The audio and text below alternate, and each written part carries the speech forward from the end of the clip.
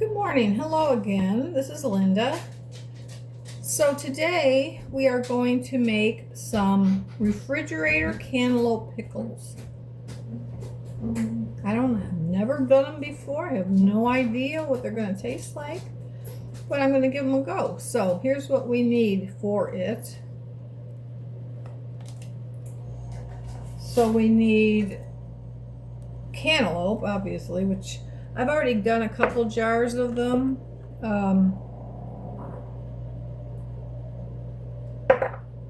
I'm going to do one more, finish up one now.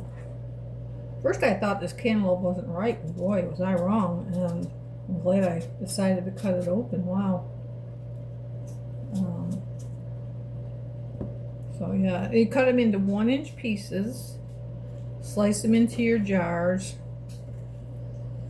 as such.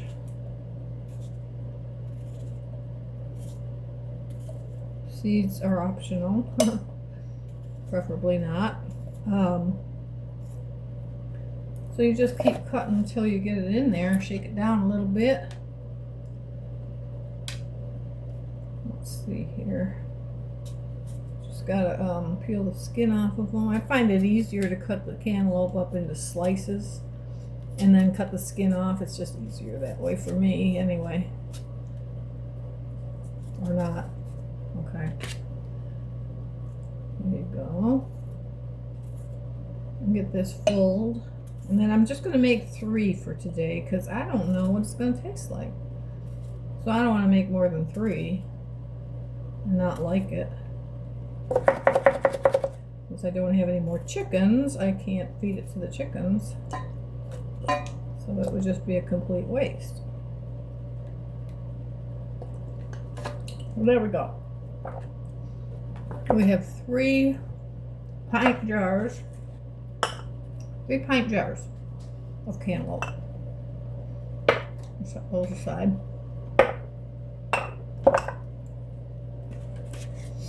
So the recipe calls for 2 pint jars, but I want to make one more than that. So I'm going to increase the ingredients just a little bit.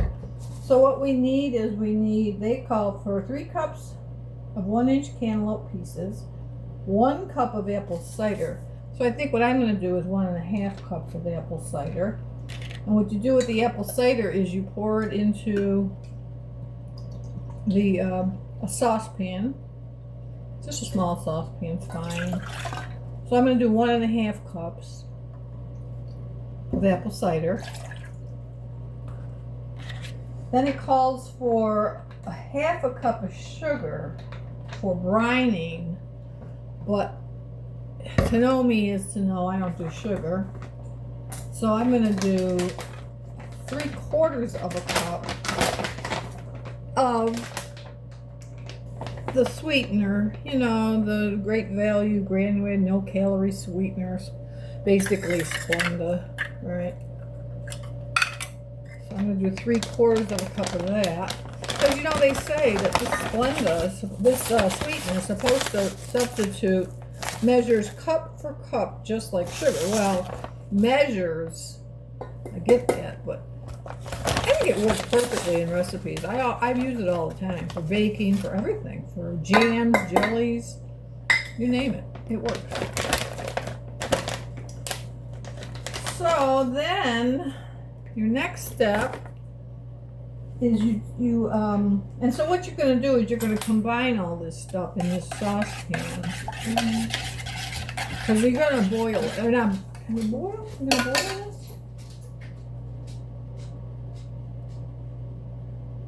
Yes, you're going to boil it. So next thing you're going to do is you're going to put in a teaspoon of table salt, but I'm going to put in 1.5 teaspoons, you know, of table salt. Let me get that.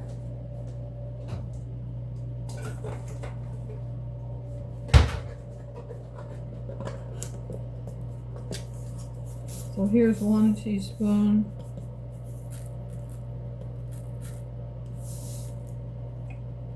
And then this handy dandy little gadget I got years ago from, I think it was a Pampered Chef party my daughter had. And I have used this and the tablespoon measurement, faithfully for probably 20 years. So 1.5 teaspoons of salt.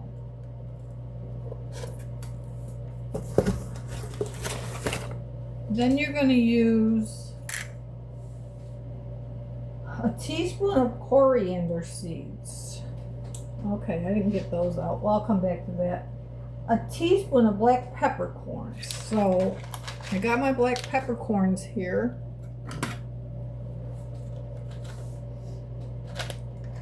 So I'm going to use a teaspoon and a half of black peppercorns.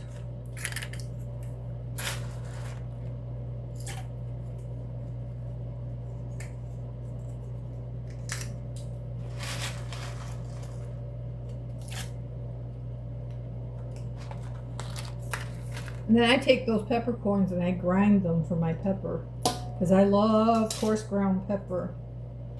And so that's my best way to do it. And then you do bay leaves. It says 2 bay leaves, but since I got 3. So I don't know if you know a little trick about bay leaves. My mother taught me this. You crack it, and then you get more, you get the flavor. Comes out of it better that way. Crack it before you use it in your recipe. Now I got to get the coriander seed, which is actually cilantro seeds. So I got to get that real quick. I'll be right back. I'll find it. Oh boy. I'm sure it's pretty important in that recipe. This is mustard seeds.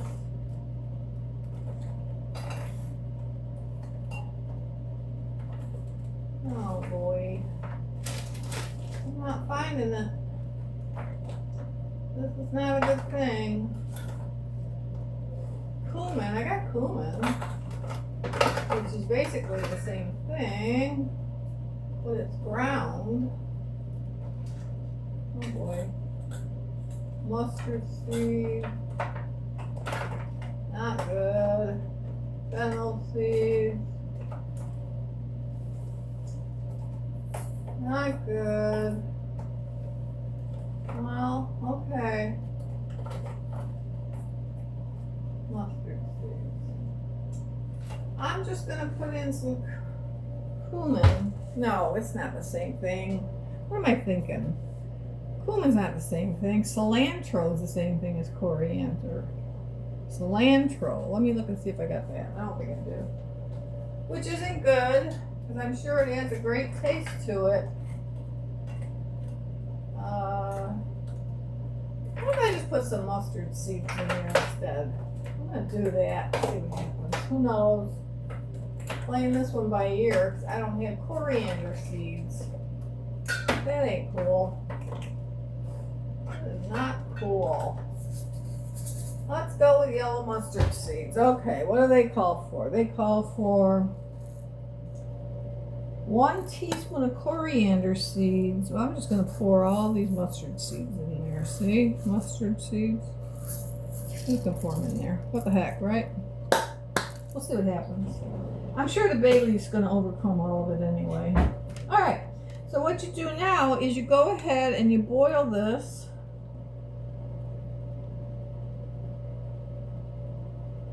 On the stove.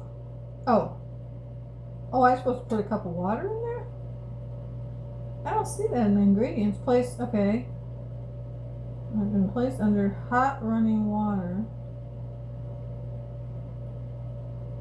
Bring vinegar, 1 cup of water, sugar, salt, coriander seeds, peppercorns, and bay leaves to boil in small saucepan over medium-high heat. Okay, let me go ahead and do that. Okay, so we're going to boil that. Of course, we don't want to watch a pot. We don't want to watch water boil, basically. So anyway, back onto the recipe. Then, once that's brought to a boil, you remove it from the heat. Using a funnel and ladle, pour hot brine over melon to cover. Slide wooden skewer along the inside of each jar, pressing slightly on melon. to remove air bubbles. Then add extra brine as needed to keep melon covered. So it sounds to me like you don't use the seeds or anything in your recipe. You just use the flavor from them, and that's what you put into your, that's what you put into your thing. So I'll be back when that's boiled. Okay, I'm back. So as you can see, this is boiling now. And what I'm going to do now, per the instructions, is turn it off.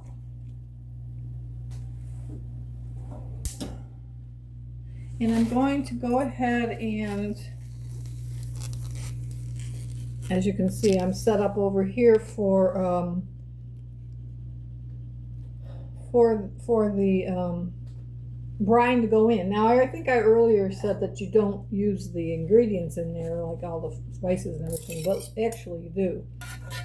So the thing I'm going to do first is I'm going to put a bay leaf in each one of these.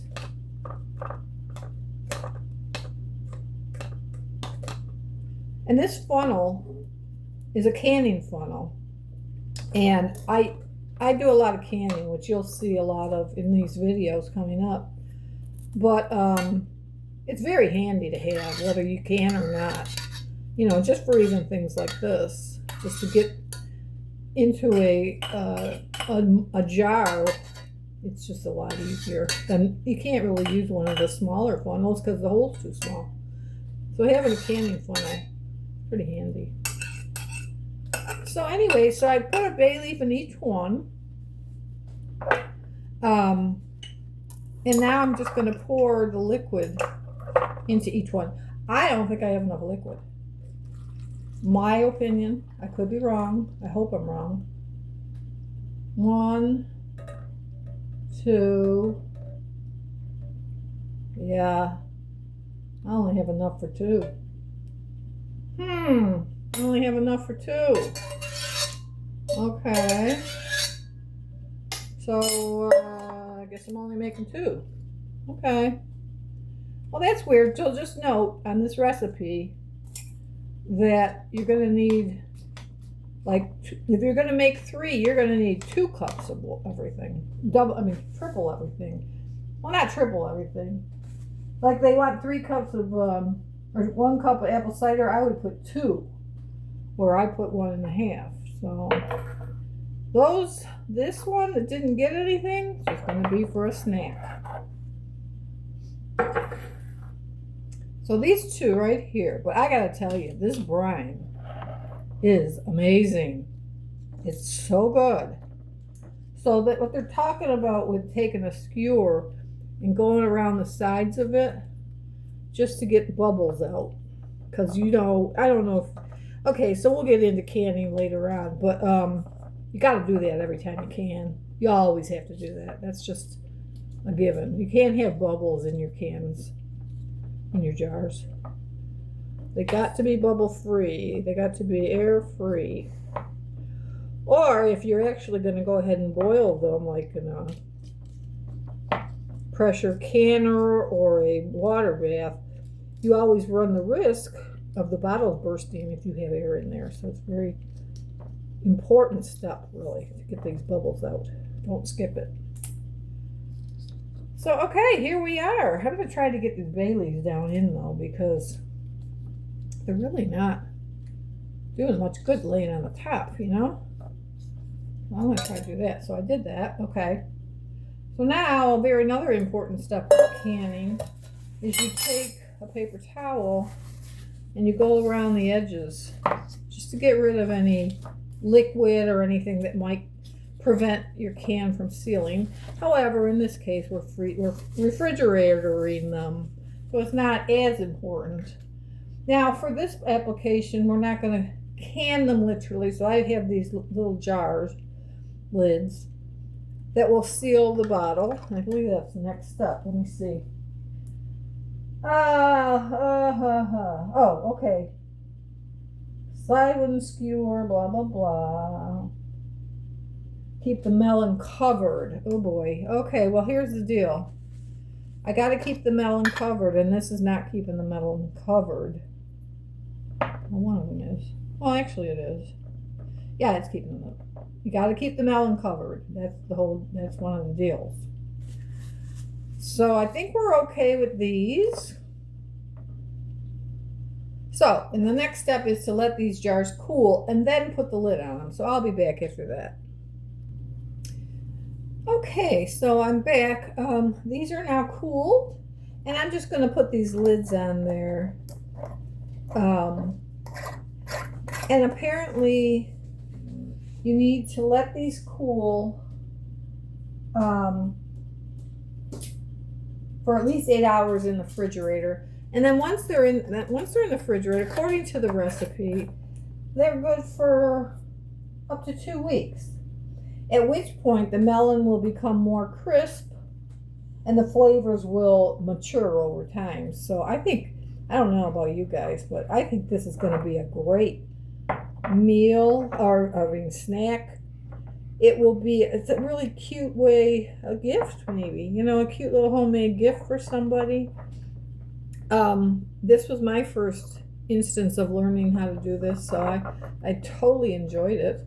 So if you would, I appreciate it if you would give me a thumbs up, share my videos on YouTube, and hopefully I can provide some more unique recipes. Coming up today, there's going to be a dinner recipe, so keep an eye open for that. I'll put the recipe in the descriptions below, and if you're interested in making it yourself. But I thought it was pretty good. Thanks for coming, and thanks for watching. Bye.